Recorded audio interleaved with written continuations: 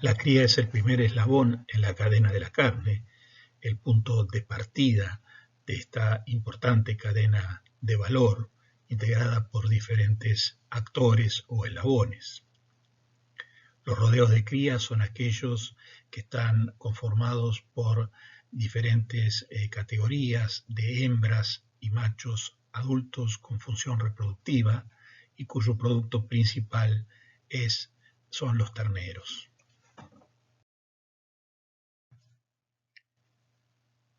Los rodeos de cría están compuestos por diferentes categorías de animales. La categoría más mayoritaria son la de los vientres, es decir, las hembras con función reproductiva. Pero dentro de los vientres hay a su vez distintas subcategorías. Por un lado tenemos las vaquillonas de primer servicio, que son las hembras jóvenes que van a ingresar a servicio por primera vez en su vida, las vacas de primera aparición, o también denominadas vaquillonas de segundo servicio, que son aquellas hembras que el año anterior han sido vaquillonas, que ya han parido por primera vez y que van a enfrentar su segundo servicio en su vida. Por otro lado, la categoría más numerosa, que son las vacas adultas, y hay otra categoría que la denominamos vaca cría último ternero, vaca cut, que son aquellas vacas viejas que son apartadas y que van a criar su último ternero. Por el lado de los machos tenemos también distintas categorías de toros. Por un lado, los toritos jóvenes, los nuevos, que ingresan por primera vez a servicio, habitualmente a los 2 años de edad. Y por otro lado, los toros adultos, que son aquellos que ya han tenido experiencia en servicios anteriores.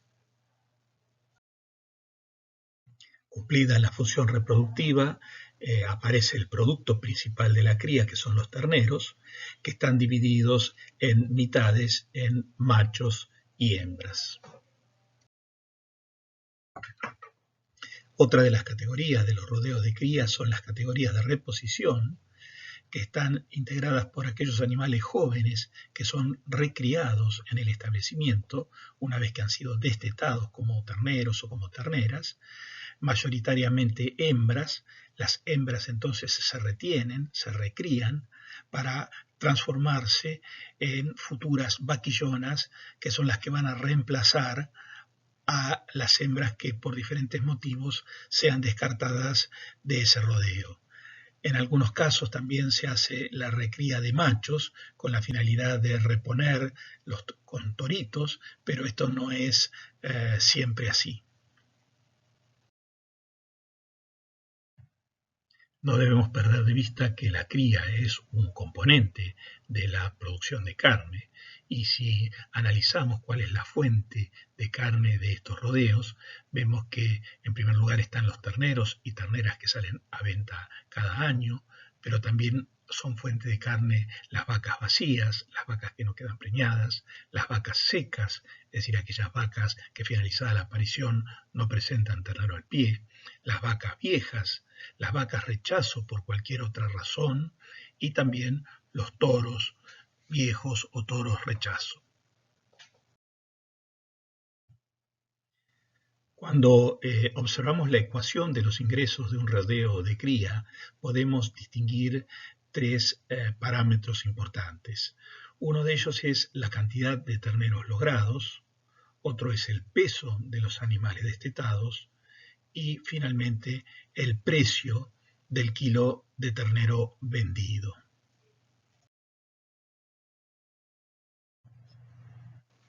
Si observamos la importancia relativa de algunas variables que afectan a la cría, como es la fertilidad, el peso al destete y la conformación, y asignamos a esta última un valor unitario, un valor de 1, vemos que el peso al destete tiene el doble de importancia que la conformación y la fertilidad es 10 veces más importante que la conformación.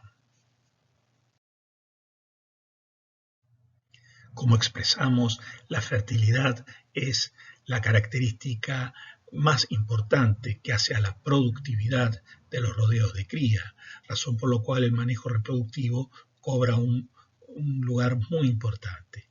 Y si analizamos cuál es el objetivo reproductivo de todo rodeo de cría, tenemos que decir que es el que se produzca un ternero por vaca por año. Si expresamos la productividad en kilos de ternero, vemos que hay diferentes factores que están afectándola. Por un lado, el porcentaje de preñez, la distribución de la preñez a lo largo del tiempo, las pérdidas de preñeces que se producen hasta el momento del destete y la tasa de crecimiento de los terneros. Todos estos parámetros van a depender de las clásicas variables de la producción, como son la sanidad, reproducción, nutrición y genética. Cuando pensamos en la eficiencia de cualquier sistema de producción, vemos que esta medida es una relación cuantitativa entre los insumos y productos a través del proceso de transformación. Y esa eficiencia puede ser expresada en producto por insumo o insumo por producto. Cuando comparamos la eficiencia biológica de distintos sistemas de producción, vemos que la cría es una actividad intrínsecamente menos eficiente que el engorde y que el tambo. Cuando analizamos las razones por las cuales la cría es menos eficiente biológicamente, vemos que el 70% de la energía consumida es para requerimientos de mantenimiento de la vaca. Existe una doble transformación energética de pasto a leche y de leche a carne, y en cada transformación de energía hay pérdida de eficiencia. Y por otro lado, son varias las categorías que se necesitan para lograr un ternero. Respecto de este último punto, que se requieren varias categorías para producir un ternero, vemos que para producir un ternero es necesario que haya una vaca, la madre. Por otro lado, tiene que haber una parte proporcional de un macho que la pueda preñar y también una parte proporcional de una hembra joven de reposición. Y a su vez, como sabemos que no todas las vacas destetan un ternero, para lograr un ternero destetado se requiere una vaca y fracción. Esto hace que por cada ternero haya entre 1,3 a 2,7 animales. Nuevamente, la cría es el primer eslabón en la cadena de producción de carne.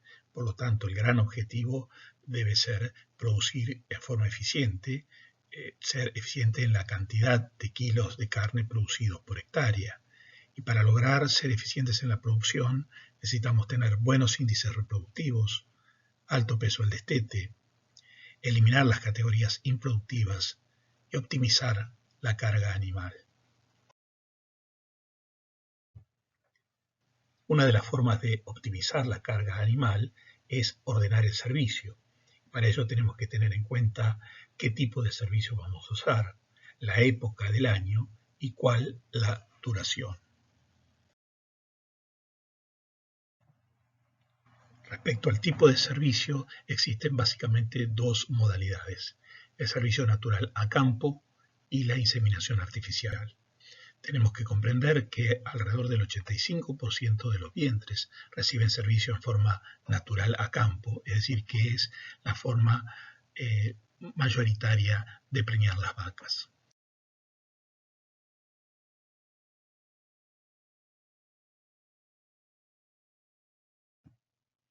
En cuanto a la época y duración del servicio, las decisiones respecto a estos dos aspectos son críticas en lo que es el manejo del rodeo de cría.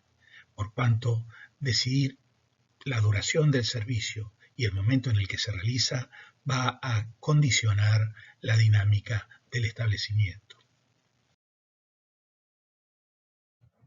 Este gráfico es fundamental para comprender el ABC del manejo del rodeo de cría. Vemos en este gráfico que en el eje de las X están los meses del año y luego hay diferentes eventos por los cuales debe atravesar la vaca a lo largo del mismo, como es la aparición, el inicio de la lactancia, la nueva preñez, el destete. Y vemos que los requerimientos de la vaca no son constantes, sino en esta línea punteada vemos que hay una etapa de relativamente altos requerimientos que va desde la aparición hasta el destete y una etapa de relativamente bajos requerimientos que van desde el destete hasta la próxima aparición. Fíjense que el 70% de los requerimientos se ocurren durante el periodo de aparición al destete, en tanto que el 30% van desde el destete hasta la aparición. Esta diferencia es clave para decidir el manejo del rodeo de cría.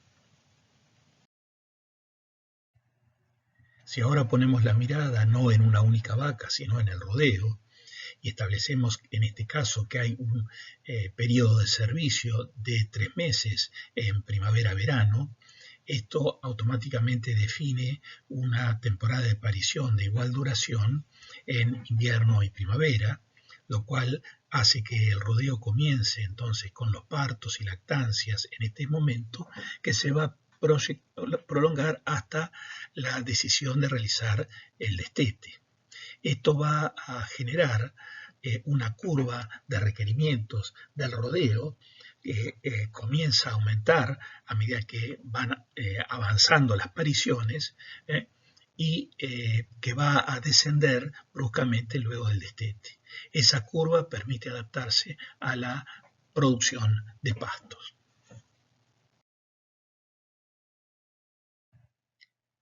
Si la duración del servicio fuera más prolongada, por ejemplo 4 o 5 meses, esto generaría que la época de parición también tuviera esa duración y llevaría a que las vacas cuando comienzan el servicio todavía no han terminado de parir, hay una superposición de ambos eventos.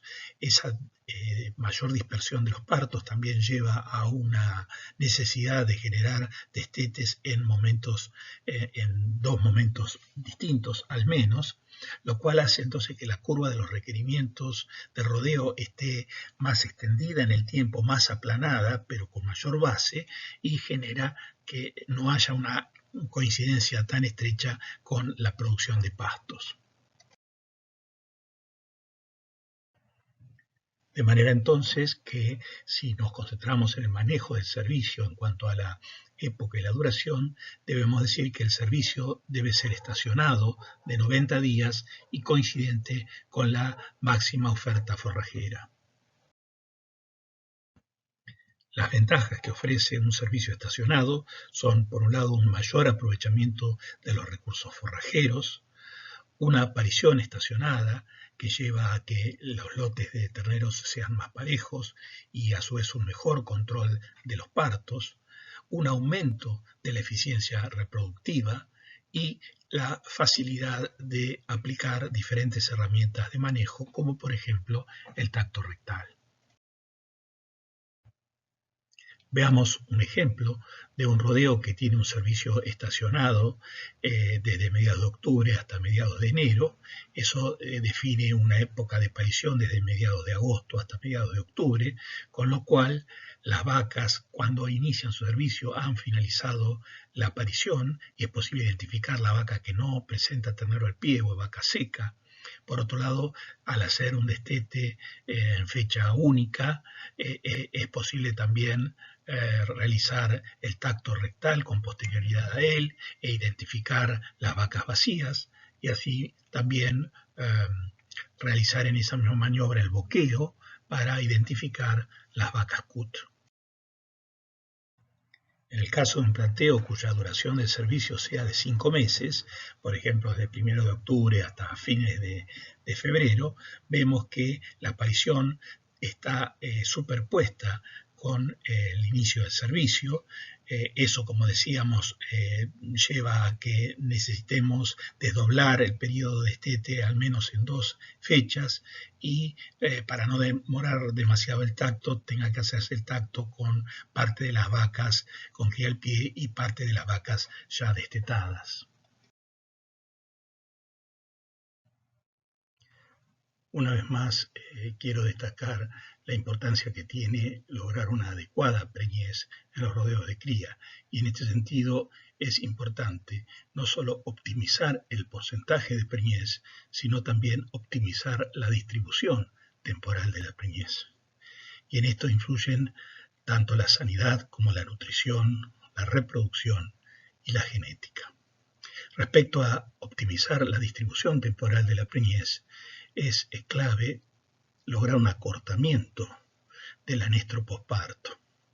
Es decir, que la vaca comience a ciclar lo más rápido posible. Ese acortamiento del anestro posparto permite lograr maximizar la cabeza de parición, con lo cual se va a lograr aumentar el peso promedio del destete. Pongamos como ejemplo un rodeo que tiene un servicio estacionado de 3 meses en octubre, noviembre y diciembre, y que la distribución de las preñeces durante esos 3 meses se produce de la siguiente manera: el 60% en el primer mes, el 30% en el segundo y el 10% en el tercer mes.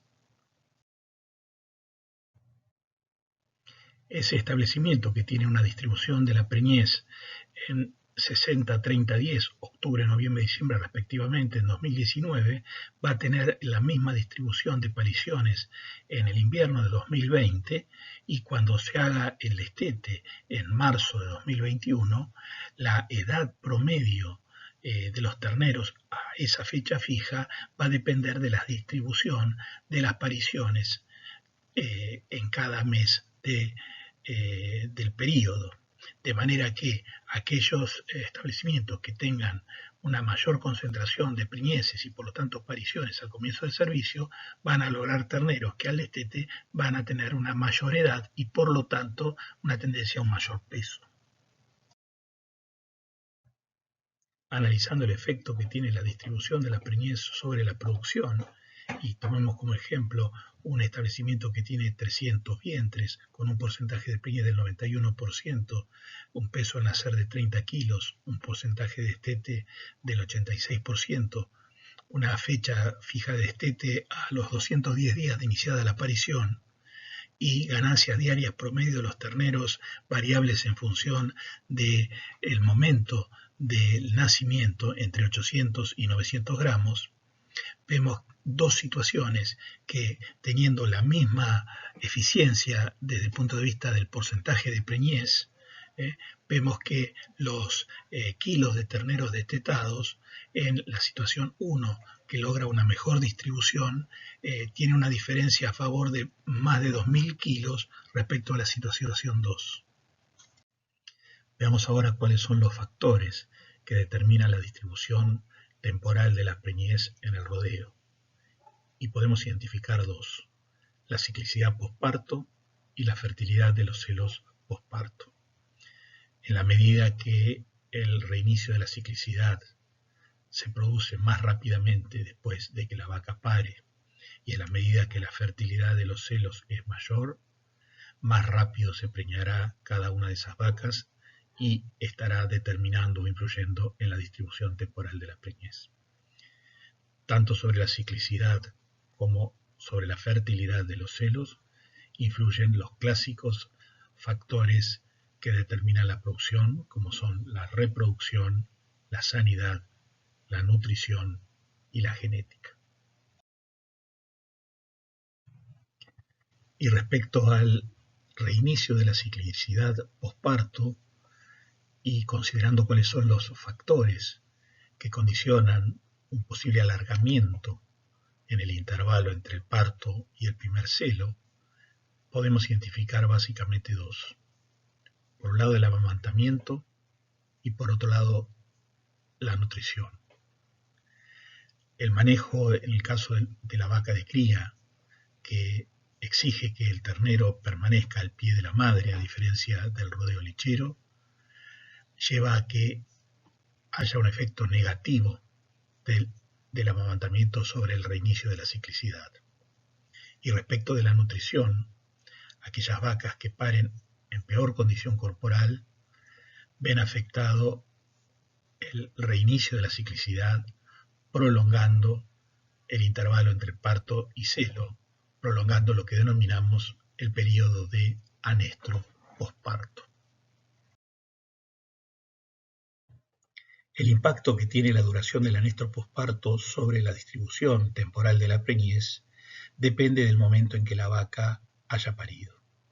En el caso de aquellas vacas que son cabeza de parición, que paren en el primer mes, todo el anestro posparto transcurre en una etapa previa al inicio del siguiente servicio, de manera que en estas vacas van a tener muchas oportunidades, 3, 4, 5 oportunidades de quedar preñadas durante el servicio siguiente.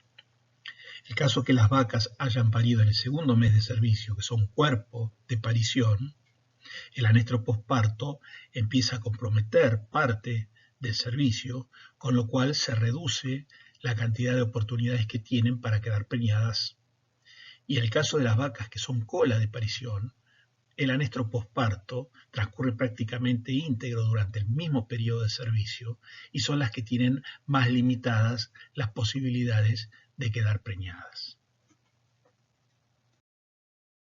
Debido a la importancia que tiene la duración del anestro posparto sobre la distribución de las preñeces y en definitiva sobre la productividad del rodeo, es que hay diferentes medidas que se han utilizado para acortarlo. Entre ellas tenemos diferentes medidas de manejo, como es realizar el destete precoz, realizar la suplementación, tanto sobre la madre como sobre el ternero, realizar un destete temporario del ternero y finalmente realizar un enlatado.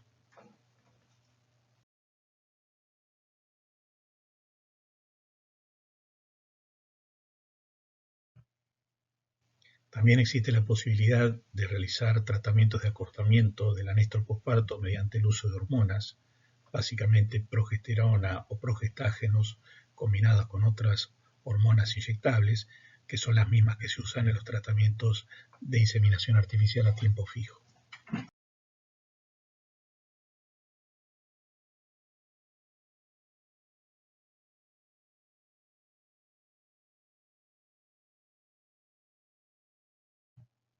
Como dijimos, uno de los factores críticos en el reinicio de la ciclicidad y por lo tanto en la distribución de la preñez es la condición corporal en la cual paren las vacas. Las vacas deben parir con una condición corporal adecuada. Si utilizamos una escala de 1 a 9, deberían parir con una condición corporal de 6. Para evaluar la condición corporal es importante observar diferentes puntos del animal, viendo el animal de costado, sobre todo las saliencias óseas, como son la punta de nalga, la base de la cola, punta de cadera, la columna, especialmente las apófisis transversas, costillas y el pecho. Por otro lado, viendo el animal desde atrás, es importante la base de la cola, la punta de cadera, punta de nalga y la unión entre estas. Existen muchas guías para evaluar la condición corporal. Aquí les presento una simplificada. Y si decimos que la condición corporal al parto debería ser de 6, vemos que en esta condición corporal, viendo el animal de costado, no se ven las costillas. Vemos que la columna empieza a hacerse visible, las apófisis, cuando la condición corporal es de 4 o menos. Y por el otro lado, por el lado de la gordura, que cuando la condición corporal es de 7 o más, empieza a aparecer grasa en la encoladura. Nuevamente remarcamos que en el caso de utilizar una escala de condición corporal de 1 a 9, la vaca debería parir con una condición de 6. Vemos aquí fotos de diferentes vacas con distintas condiciones corporales, tanto de lateral como desde atrás.